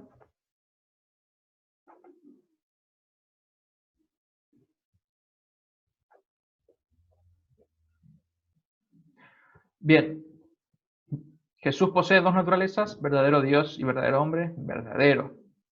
¿La naturaleza humana de Jesús recibe atributos de su naturaleza divina? Claro que sí. Por eso es que puede estar presente en el sacramento. ¿Los luteranos intentaron explicar racionalmente algo que la Biblia no enseña? No, simplemente trataron de explicar aquello y fundamentándose en aquella enseñanza que dice que no, simplemente trataron de explicar aquello que Jesús le había dicho en la última cena, que esto es su cuerpo y esto es su sangre, para que aquellos que cuestionaban esta doctrina ahora podrían ser rebatidos no solamente por la fe, sino también por la razón. La doctrina reformada no es confiable porque divide la naturaleza de Cristo, claramente. Los luteranos tenemos la diferencia en que no dividimos las cosas, sino que distinguimos. Decimos que hay una persona y esa persona tiene dos naturalezas. Distinguimos la naturaleza humana de la divina, pero no dividimos, no partimos a Jesús por el medio.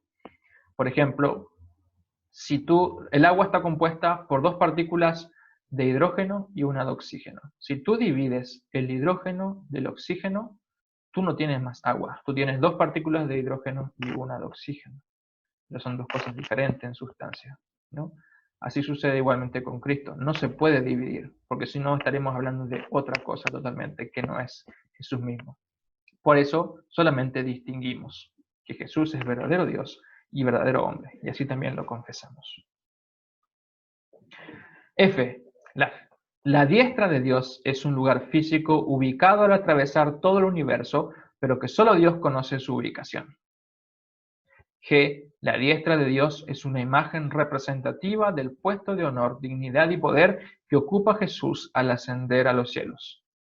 H. Que Jesús esté a la diestra de Dios significa que Él fue confirmado como el Mesías, Salvador, y que así como Él fue juzgado injustamente, ahora juzgará con justicia. Y en la ascensión, Jesús envió el Espíritu Santo para su iglesia. La más difícil.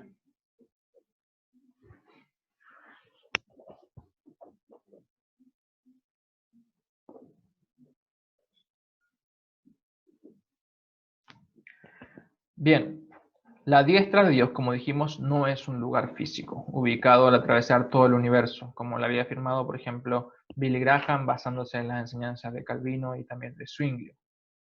La diestra de Dios es una imagen representativa del puesto de honor y dignidad que ocupa Jesús al haber ascendido a los cielos. También este hecho de que Jesús esté a la diestra de Dios significa que Él es el Mesías, el Salvador, y que así como Él fue juzgado injustamente por Poncio Pilato y por los judíos, ahora la tortilla se dio vuelta y Él es el que está ahí juzgando finalmente. Él es el que tiene la última palabra. Por eso decía el Salmo 2, no se metan con el Hijo, no lo hagan enojar, porque Él finalmente es el que va a juzgar con un cetro de justicia. Él es el que ahora tiene la última palabra. Entonces, mejor ser amigo de este hombre que ser enemigo de este que juzga, ¿no?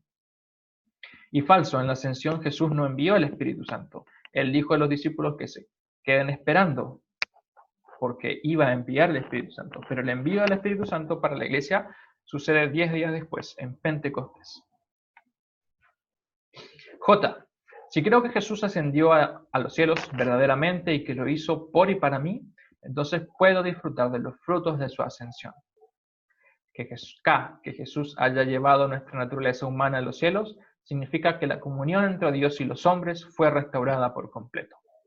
Y la ascensión del Señor significa que el mismo Cristo, que reina en su trono de gloria, se hace presente en la predicación de la palabra y en los sacramentos para salvar a los que creen y se arrepienten, y al mismo tiempo para condenar a los incrédulos.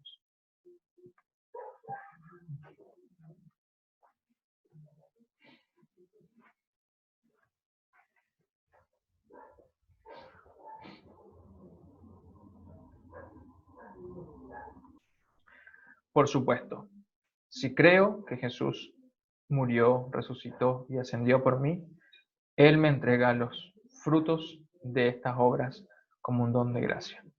También el hecho de que Jesús haya ascendido la naturaleza humana a los cielos, cosa que se había perdido con la caída del hombre en pecado. Fíjense, el hombre en su principio, en el origen, estaba en comunión con Dios en los cielos, pero con el pecado cae y Jesús mismo es Dios que desde los cielos desciende, restaura la condición de la humanidad caída y las vuelve a elevar a los cielos. Y esto es señal de que la comunión de Dios y los hombres es restaurada por completo. También la ascensión del Señor significa que el mismo Cristo, que está reinando ahí en su trono de gloria, ahora se hace presente en la predicación de la palabra y en los sacramentos para salvar a los que creen y se arrepienten, y al mismo tiempo para condenar a los incrédulos. Por tanto, realmente, si una persona cree y confía que Jesús es su Salvador y que lo hizo todo por él para salvarlo delante de Dios y que intercede por él delante de Dios Padre, entonces esa persona ya es juzgada por Jesús y perdonada en sus pecados y justificada por su fe.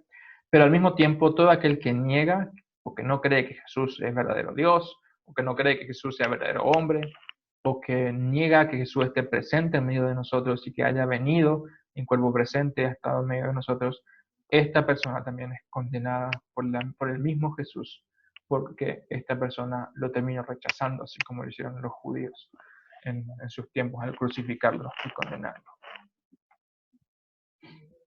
Finalmente, entonces, esta doctrina de la ascensión nos llama a nosotros al arrepentimiento, de todas maneras, por nuestra incredulidad primero, en primer lugar, por olvidarnos de que nuestro Dios reina y gobierna por sobre todas las cosas y que nunca estuvo lejos de sus manos el poder salvarnos y el poder darnos todo lo bueno para nosotros. Y especialmente en estos tiempos de padecimiento y dificultad, nos olvidamos de que Dios, de que Cristo nuestro Señor tiene la última palabra y que Él finalmente, cuando se cumpla el tiempo, dará el decreto final del juicio sobre todas las naciones y todas las cosas. Que el poder no lo tienen los gobernantes, que el poder no lo tenemos nosotros, que el poder no lo tienen los ricos, que el poder no tienen las personas de poder, sino que el poder por sobre todas es de Cristo. Entonces es realmente un llamado al arrepentimiento por cuando nos creemos Dios mismo y creemos que el poder está en nuestras manos, creemos que depende de nosotros solucionar todas las cosas que son injusticias, que nos hacen mal, que son muestras de que no hay paz, de que no hay orden. Entonces nosotros pasamos por encima de la palabra de Dios y protestamos contra las autoridades y no respetamos ni honramos a los que nos gobiernan. Estamos olvidando que es Dios mismo el que nos está gobernando ahí y que por sobre todas las cosas Él dice, mía es la venganza y que Él tiene la última palabra. Necesitamos también arrepentirnos claramente por esto. También necesitamos arrepentirnos porque muchas veces queremos explicar todas las cosas racionalmente en lugar de creer y confiar en la palabra. Tantas cosas que nos suceden día a día que no entendemos y que no podemos explicar y que es imposible realmente llegar a decir por qué suceden o para qué suceden. Pero aquellas cosas que Dios nos reveló en su evangelio, principalmente en su palabra, para que creamos y que sabiendo que Jesús ascendió a los cielos, que todas las cosas son nuestras y que el que gobierna y tiene la última palabra es un Dios de amor y de misericordia, entonces, ¿qué motivo tenemos para quejarnos aquí en la tierra de las cosas pequeñas que nos pasan? ¿Qué motivos tenemos para desesperar? Y sin embargo, muchas veces desesperamos y tambaleamos y porque tenemos nuestra mirada puesta aquí abajo, en las cosas de abajo, y no ahí arriba, en ese Señor que ascendió y que gobierna, y que Él realmente reina por sobre todas las cosas, estando en los cielos, ¿no? También necesitamos arrepentirnos por buscar las cosas de arriba, fuera de los lugares que Cristo mismo instituyó. Cuando buscamos el consuelo y la paz que viene solo de Dios y solo de Jesús, en las cosas materiales, como en nuestras obras, decir, bueno, yo realmente estoy conforme porque no hago mal a nadie y porque no, la verdad es que he sido buena gente, buena persona, ¿no? Entonces, o también cuando creemos que por nuestras fuerzas, también cuando decimos o cuando pensamos que por nuestras fuerzas, por nuestras obras, por nuestro trabajo, realmente podemos encontrar consuelo delante de Dios porque Dios se va a apiadar de mí porque fui un buen cristiano, ¿no? O cuando confiamos que el dinero nos va a salvar, cuando confiamos que el testimonio de otras personas nos va a salvar, ¿no? También necesitamos arrepentirnos realmente de esto. Al mismo tiempo, estimados hermanos, estimada congregación, podemos celebrar, porque en la ascensión Cristo completó su obra de salvación por y para nosotros. Nada más resta por hacer. También porque nuestro Señor misericordioso es el que reina y gobierna por sobre todos y todos. Realmente tendríamos que estar aterrados si nuestro Dios fuera un Dios simplemente justo, porque siendo justo, Él debería condenarnos a lo más profundo del infierno a todos y cada uno de nosotros. No solamente por lo que hacemos y por lo que dejamos de hacer, sino porque somos pecado en todo y por donde se nos mire. Estamos llenos de cosas malas por donde se nos mire y vamos tras esas cosas malas. Entonces, damos gracias a Dios que el que está ahí, ese Jesús, es ese Dios que tiene misericordia de los pecadores, que vino al mundo para sanar a los enfermos, que vino al mundo para mirar con amor y cubrir las heridas de aquellos que estaban botados al costado del camino y de aquellos que no tienen nada para dar a Dios, pero que aún así lo reconocen a Él como el Señor y dador de todo. También es motivo de celebración que en sus dos naturalezas Dios trae el cielo en medio de nosotros, que Él vuelve a unir esa brecha que fue distanciada, que cayó en el día en que confiamos más en nosotros mismos y escuchamos el consejo de la serpiente. Es un Señor que en la ascensión vuelve a restaurar la comunión entre la naturaleza humana y la naturaleza divina. También podemos celebrar que tenemos una esperanza de que donde está Jesús, también estaremos nosotros. No va a ser en casas que se pueden caer con los terremotos, no van a ser en casas que tenemos que estar cuidando y restaurando, en que un día podemos quedarnos sin luz, casas que pueden entrar los ladrones a robar. No son casas que perecen como las nuestras, sino casas y moradas celestiales, no hechas por manos de hombres, sino preparadas por Dios, nuestro Señor mismo, allá en los cielos, en un reino donde donde se gobierna con justicia, donde la paz y el orden prevalecen por sobre todas las cosas y donde se rige por la ley del amor. Además, podemos celebrar que sabiendo que Jesús venció nuestros males, mientras estemos aquí en la tierra, somos dueños y señores del pecado, dueños y señores de la muerte y del diablo. Ellos no tienen la última palabra contra nosotros. Cada vez, especialmente cuando caemos y cuando estamos débiles, mediante el perdón, podemos enseñorearnos de ello y decir, sí, soy un pecador, pero Cristo me perdona. Y esto, fíjense cuán importante es.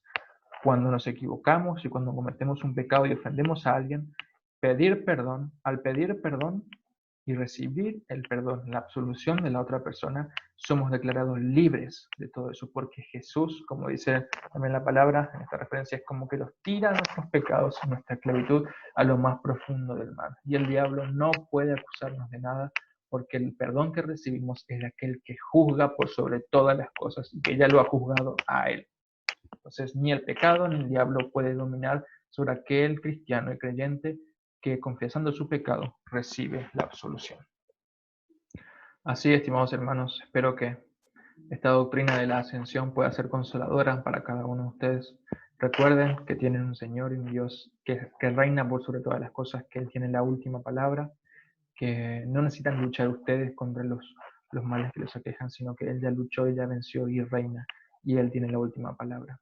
Y somos amigos de Jesús porque Él mismo nos adoptó como suyos y nos trajo a su reino celestial el día de nuestro bautismo, el día que Él se comprometió y que dijo, tuya es mi historia. Todo lo que yo hice lo hice por ti y tú eres parte de mi reino, hijo de mi Padre Celestial, mi hermano y mi amigo, mi hermana y mi amiga. Tú perteneces ya no al reino caído de la humanidad pecadora, sino al reino elevado del reino de los cielos, un reino de gloria, donde perduraremos y viviremos para siempre en verdadera comunión y hermandad fundamentada por la esperanza del amor. Celebremos entonces la ascensión del Señor con corazones gozosos, llenos de alegría, porque Cristo cumplió con su palabra, porque Dios fue fiel y desde todo lo que había anunciado desde tiempos antiguos por medio de la ley, de los profetas y en los salmos, se cumplió en la persona y obra de nuestro Señor y Salvador Jesucristo. Amén. Y que la paz de Dios, que sobrepasa todo entendimiento, guarde sus corazones y sus pensamientos en Cristo Jesús hasta la vida eterna. Amén. Entonemos el Magnificat, Cántico de María.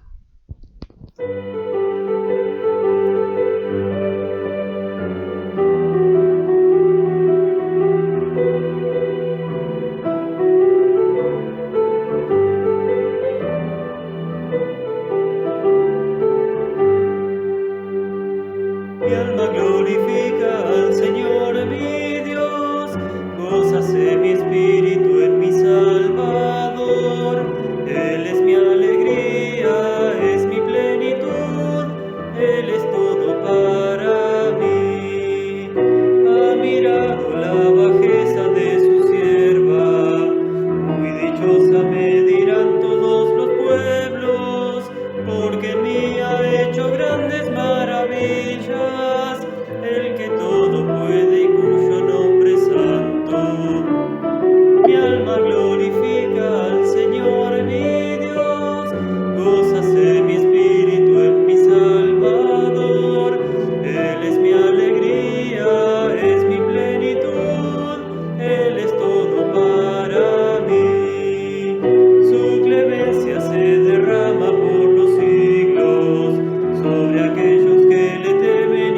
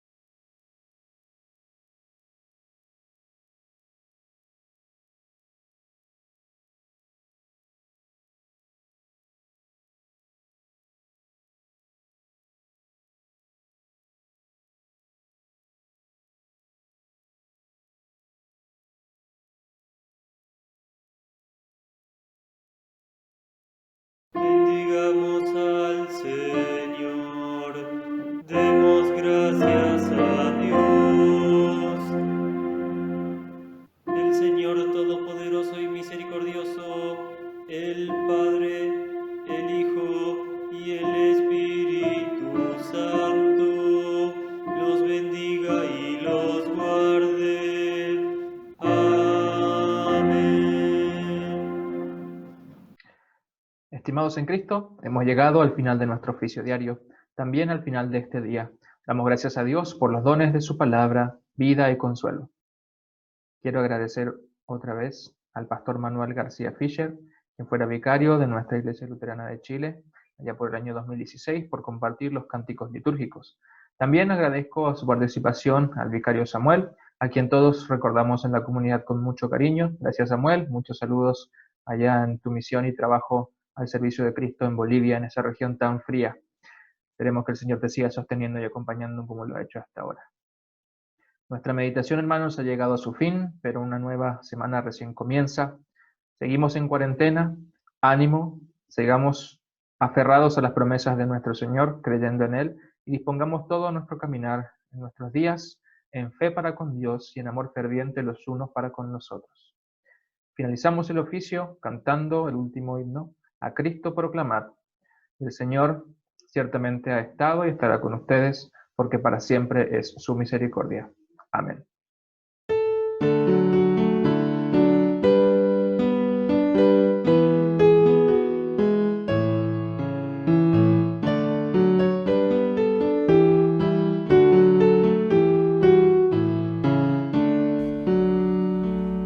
Cristo, profeta y rey, Señor.